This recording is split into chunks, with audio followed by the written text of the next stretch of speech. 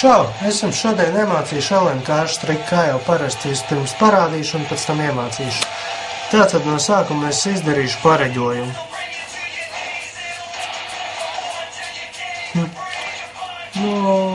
Es nezinu, piemēram, šo te kārtu.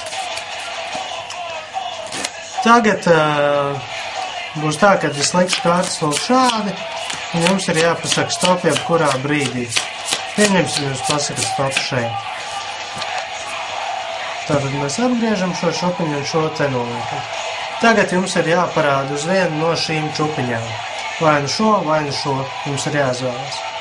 Pieņemsim, ka jūs izvēlaties šo čupiņu, apgriežam kārtu otrādi, un tā mums parāda, cik kārtas mums jāatskaita no šīs čupiņas. Tātad mēs ņemam šo čupiņu un atskaitam 8 kārtas. 1, 2, 3, 4, 5, 6, 7, 8. Un tagad skatāmies augšējās kārtas, astotnieku. Un tagad apgriezīsim manu pareģojumu, un tas arī ir 8. Tātad tagad es jums iemācīšu, kā šo triku veikt. Tātad jums ir vajadzīgi 4 astotnieki. Vienu astotnieku mēs noliekam kavas augšā. Tad mēs atskaitam 1, 2, 3, 4, 5, 6, 7, 8, 9. 9 kārtas atskaitam un 10. pozīcijā ieliekam vēl vienu astotnieku. Uzliekam šīs pa virsmu.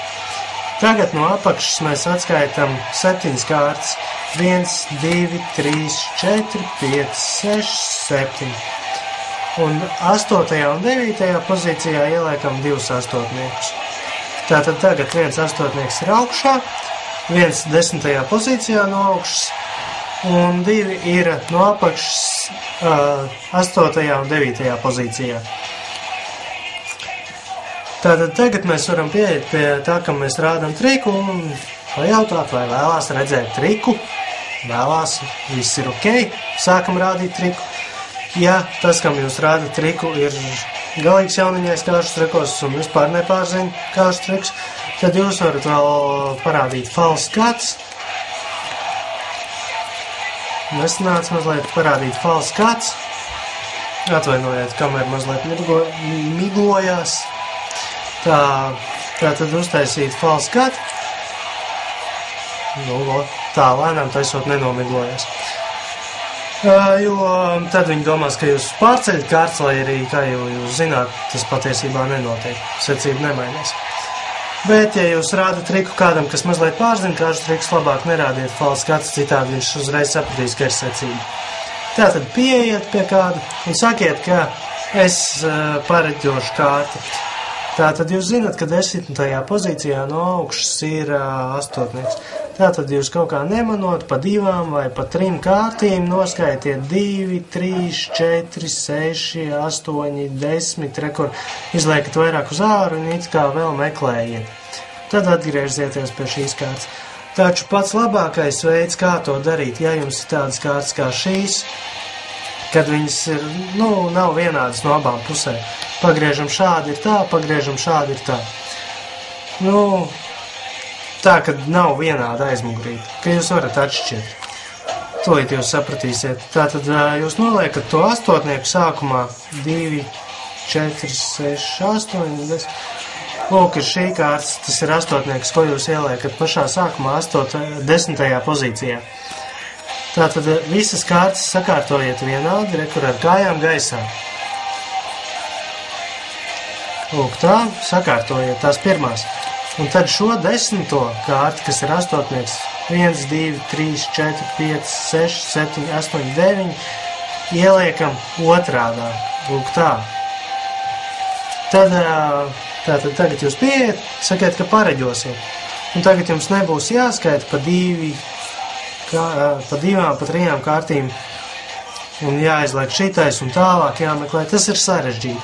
Taču, ja jums ir kārtas ar vienādām muguriņām, tad jums ir tā jādara. Tātad jūs it kā pareģojat kārtu, jūs ejat, it kā baigi meklējat, aiziet atpakaļ, jūs ieraugat kārtu, kas ir otrādāk apgriezta, uzreiz izvēlaties viņu, lūk, mans pareģojums. Tātad tagad jūs apgriežat kārtas un sakiet, kad es likšu kārtas lūk šādi, un jums būs jāsaka stop. To sākot, jums ir vienlaicīgi jāliek šīs kārtas. Lai nebūtu tā, kad jūs liekat, jūs pasakiet, jums būs jāsaka stop, jebkurā brīdī. Jūs noliekat dažas kārtas un pasaka stop un triks izgāzies. Līdz ar to jūs sakiet, tagad es likšu kārtas lūk šādi, un jums būs jāsaka stop, jebkurā brīdī. Un tad, kad šie abi astotnieki ir nolikti, tad viss būs kārtībā. Tātad liekat tālāk, un jums teiks stop, jebkurā brīdī. Pieņemsim, pasaka stop šeit, jūs apgriežat šīs kārtas te, un šīs te. Tātad šīs kārtas bija visu laiku augšā. Secība viņām nav mainījusies, līdz ar to astotnieks ir augšā. Un tagad jūs jautāsiet tam, kad jūs rādat triku, kuru čupiņu jūs izvēlaties. Ja viņš izvēlās šo čupiņu, tad viss kārtībā. Jūs sakiet, labi, šī kārtas mums parādīs, cik kārtas mums jāatskaita no šīs čupiņas. Jūs apgriežat, sakiet 8. Tātad atskaitam 8 kārtas. 1, 2, 3, 4, 5, 6, 7, 8. Apgriežat augšējās kārtas, astotnieku, un pareģojums jūsu astotnieks. Taču, ja ir situācija, kad tas, kam jūs rādat triku, izvēlās šo čupiņu, tad jūs sakiet, labi, es paņemu šo čupiņu, tu apgriez šai čupiņai augšējo kārtu, kas parādīs, cik kārtas jāatskaita no šīs čupiņas. Tas ir tāds kā kāršu triku apmāns, vai kā to vēl nosaukt, es īsti nezinu, bet to izmanto daudzos kāršu trikos. Tātad jūs pasakat, labi, es paņemu šo čupiņu, apgrieziet šai čupiņai augšējo kārtu. Viņš to arī izdara. Jūs sakiet, 8. Labi, noskaitam 8 kārtas. 1, 2, 3, 4, 5, 6, 7, 8. Un tagad apgriežam augšējās kārtas un pareģojam kārtu. Tas ir 8. Man pašam šis triks gan īpaši nepatīk. Es pat nezinu, kāds viņš ir, nav īpaši interesants. Tās ir manas domas, taču iesācējiem pilnīgi ļoti labs triks, lai iesāktu ar kāršu trikiem nodarboties.